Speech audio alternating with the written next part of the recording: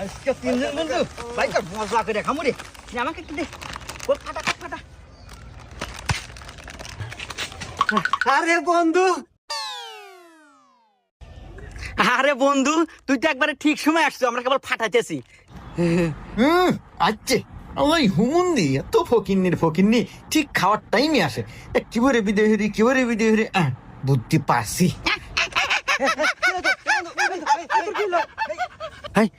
এই তোর কি হলো রে? এই কি হলো? এ বন্ধু তাতে পানি নে। আচ্ছা আমি পানি আনতেছি।